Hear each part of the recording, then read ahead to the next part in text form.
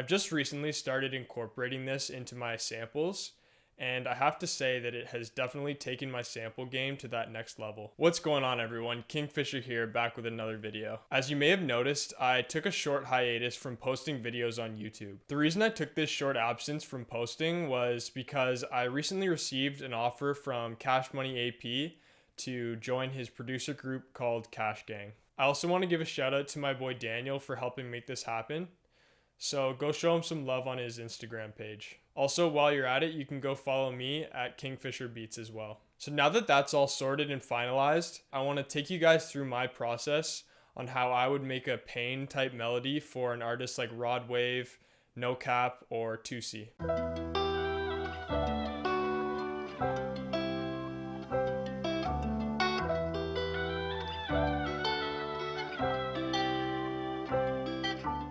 When you're making these kind of melodies, you want to stick to using pianos, guitars, vocals, and maybe some orchestral elements like strings. The piano that I picked for this melody was a piano from Omnisphere called the Introvert Piano. This piano was a combination of two of the LA custom pianos that Omnisphere has in its library. In one of these pianos, I went into the settings and turned on the reverse feature and turned up the start time to give the piano a different sound. I played a 3-chord progression with a descending bass line like you hear in a lot of these songs.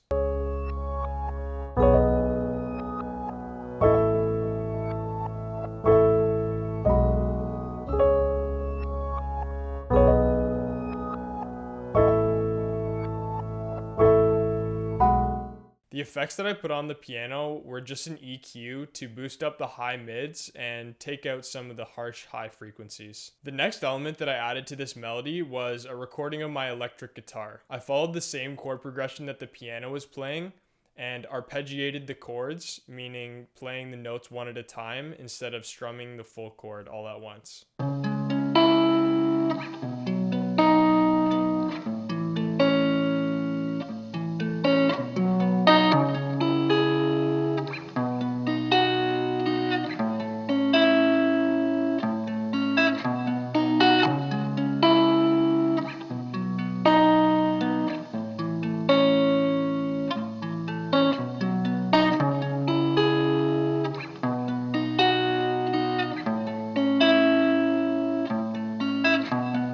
The effects that I put on this guitar were a guitar rig preset and a parametric EQ just to accentuate some of the higher frequencies to make the guitar more bright in the mix. The third element that I added to this melody was a recording of my live vocals. I like to incorporate my own vocal samples into my production because I find it gives me more customization than using a VST such as Arcade or Contact. I chose to pitch my vocals up 12 semitones to give the artist more room in the middle frequencies so they can record their own vocals on top.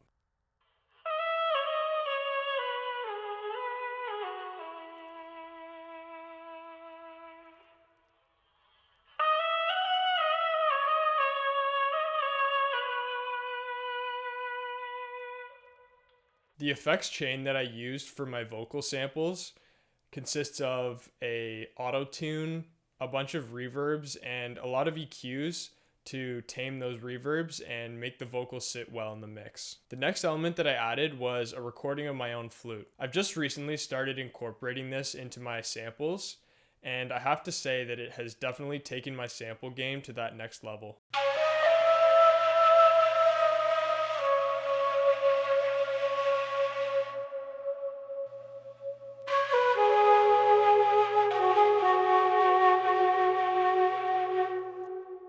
When recording the flute, I just let the main melody that I have laid down loop and freestyle something that I think will sound good on top and then chop it up afterwards. The effects chain that I used to process this flute consisted of an auto tune, an effect rack, a parametric EQ, and then I added the Portal plugin by Output at the end to add some cool textures and artifacts. After I laid all this down, I felt like the sample needed another section to differentiate maybe the hook from the verse or vice versa. To do this, I decided to record some more electric guitar following the same chord progression of the original melody, but strumming the chords instead of arpeggiating them. On top of that, I recorded a top line with my electric guitar that I thought would fit nicely around an artist's vocals.